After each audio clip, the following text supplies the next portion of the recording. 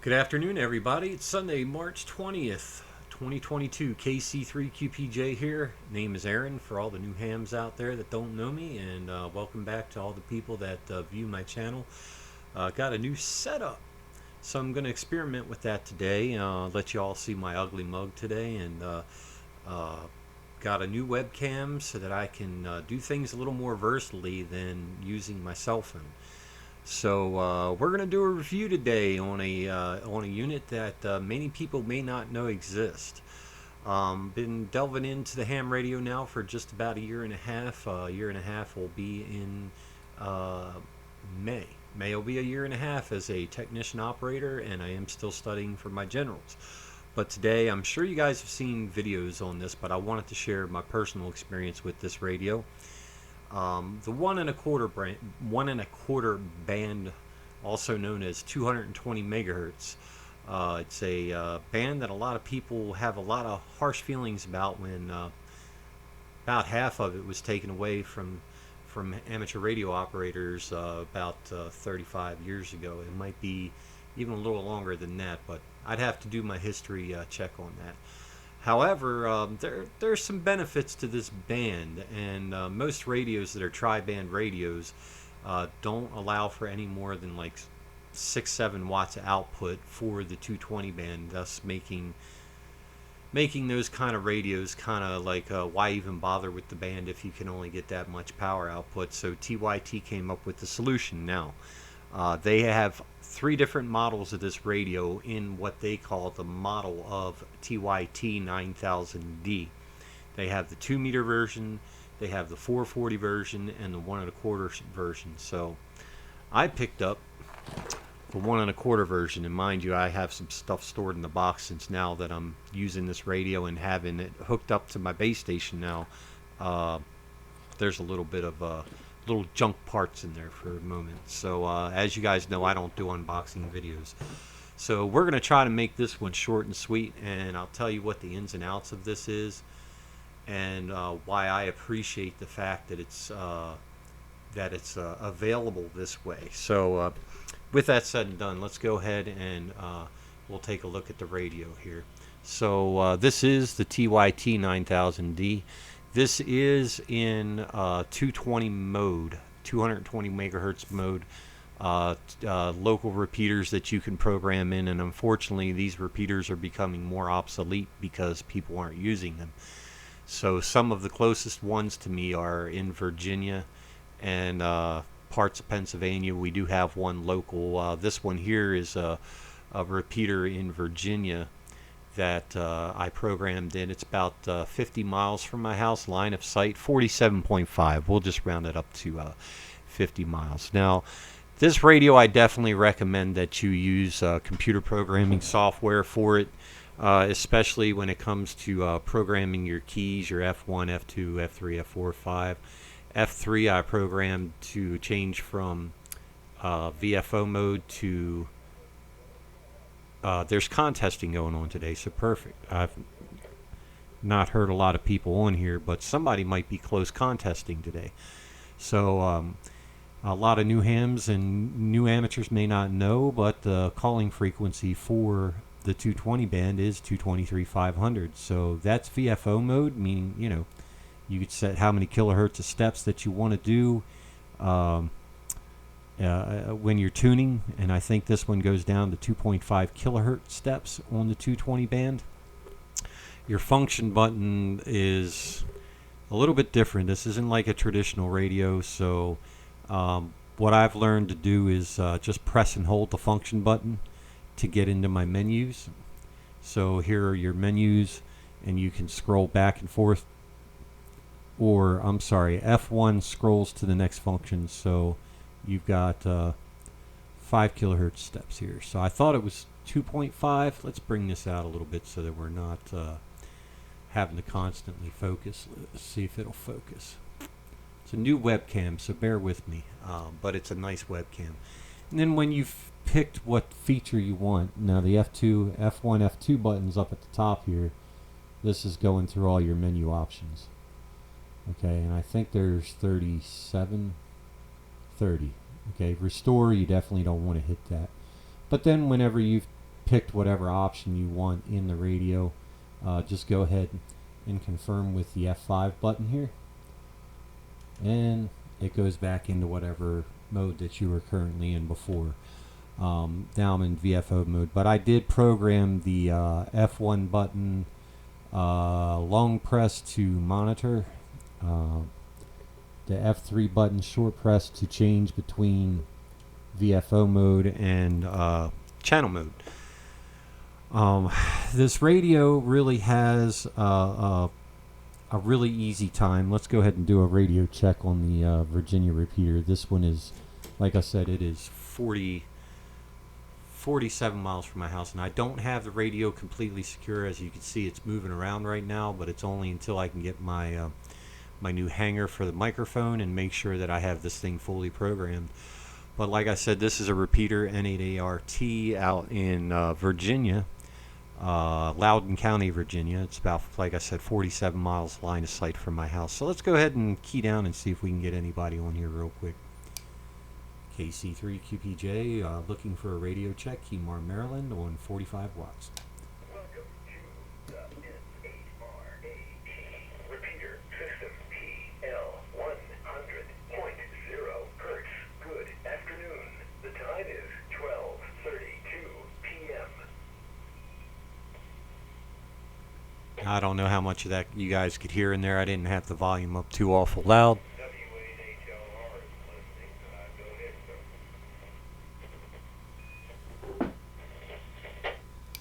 W8HA, oh man, W8HRL. I think you said that was your call sign. This is Kilo Charlie 3 Quebec Papa Juliet, doing a review video on the TYT TH-9000D 220 rig.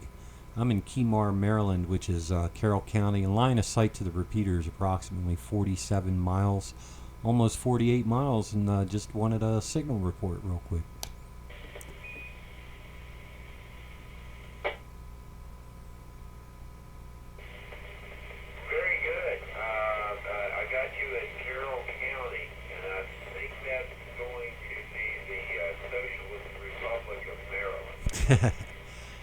And they say not to be political. And you're weak. And I know that you're on a 9,000. I have a 9,000. And it's 47 miles from the repeater. You might be a little bit longer than that, but at any rate, you're making it. It's a half. It's a stretch. W8HLR is the call sign. Go ahead, sir. The name here is Mike.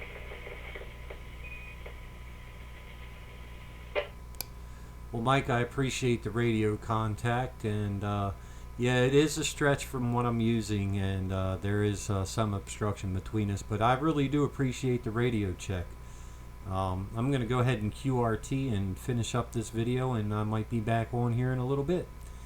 W8HRL or LR, I apologize once again, my mind's kind of racing and trying to make sure that I'm keeping track on the video here. So thank you very much, sir. Have a fine Sunday afternoon, and I hope you have fun time with the Virginia QSO party today. This is KC3QPJ saying 7 threes, and I'll be clear QRT on your final.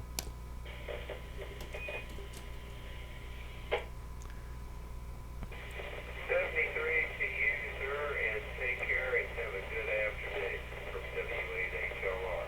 Look forward to talking to you again.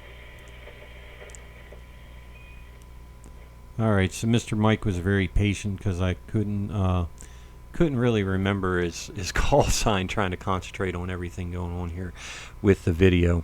So the radio works really good. It offers a lot more power than a standard radio such as the 578 UV3 Plus or Pro. They're limited to about 10 watts of power. Probably wouldn't have reached that repeater without the extra power that this radio has to offer. This radio also does have a full touch-tone DTMF microphone. It has your function key on the microphone as well as you know, your squelch level settings and all that. So if you hit the function button and hit 1, your squelch setting comes up. So I don't like the fact that I have to depend on software to get the title of the repeaters in. I like using the call signs as opposed to the frequencies, but that's just the way it is with 80% of the radios that are Chinese made radios on the market these days. So nothing gained, nothing lost.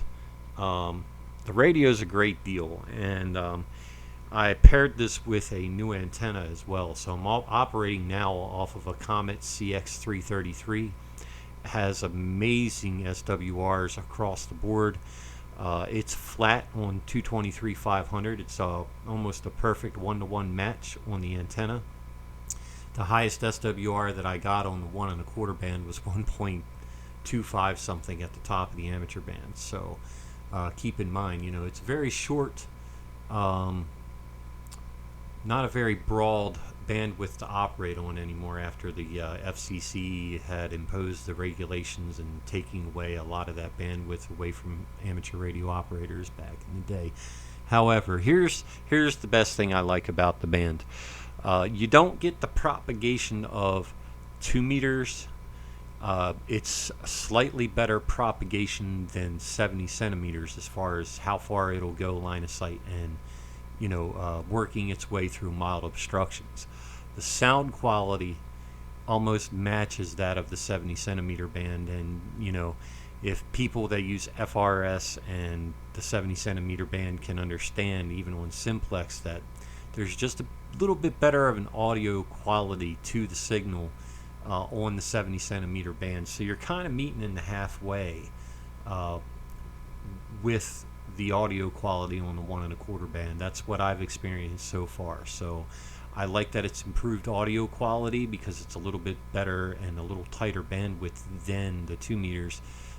Little bit of loss in propagation depending on your line of sight, but still better propagation than the 440 band. So anyway, so I figured I would show you why this is such a great deal, even though it is just a monoband radio.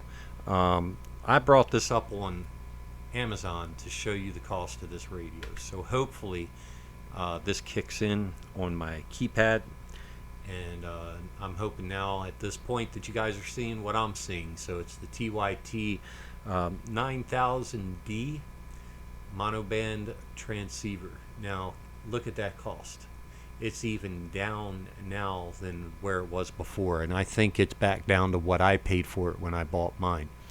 Now when you look at the description here about this item, frequency range, receive, transmit, da da da da da. Okay, well, that's for this particular model, but there are 3 different models that are sold. So make sure when you order this radio, you're getting the one that you want to operate in as far as bandwidth goes. So you can also see, they put things up here about it. Frequency range, see how it's given the 3 different ranges. It's because there are 3 different radios that are made exactly the same on the outside, but the different bandwidths in the middle. So anyway, we're going to come back to me for a minute just so I can blind you a little bit more for the rest of the day. Now I claimed 65 watts. I couldn't get that to happen with this radio.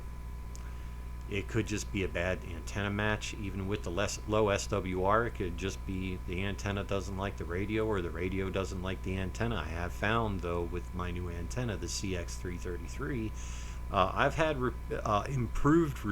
greatly improved receive strength from the weaker signals around me. I've also noticed that a slight power increase on the output of my radio. Not much, but it's there. It's helping my Anytone operate a little more efficiently. So far, the max power I've gotten out of this TYT has been 44 watts. Not complaining.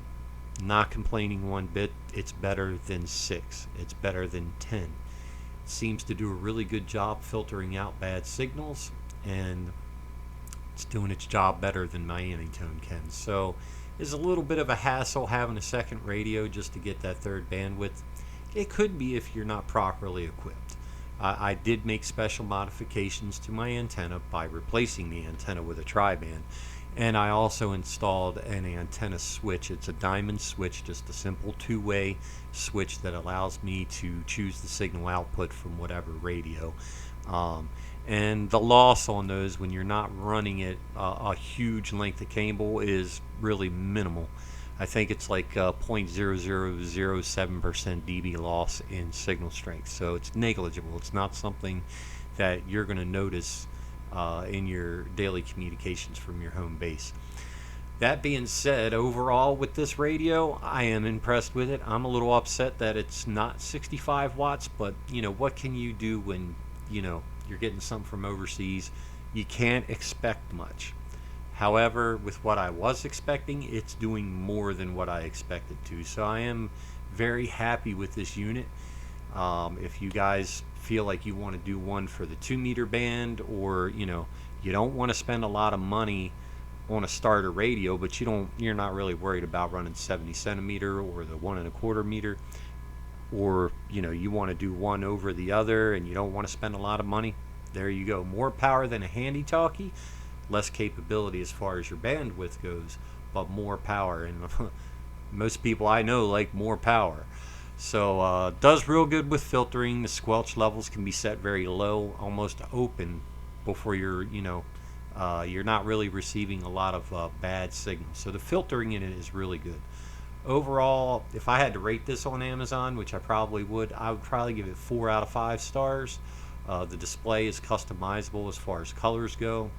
Blue, green, yellow, orange, and then when you set the brightness or the contrast of the color, it changes it to other colors as well. So you can get red, pink, purple, but the base colors, it just operates off your red, blue, and yellow, or blue, green, and yellow base colors. Anyway, great radio, does a great job. I've used it locally on Simplex with a couple of my ham buddies in the area, and we get great signal reports. I get great signal reports on Simplex, and it does a great job. So if you're in the market for an inexpensive radio that filters well, sounds good, has a decent microphone, and the software is readily available, it's not hard to find software. Chirp can even program this radio. Yes, it does work on Chirp.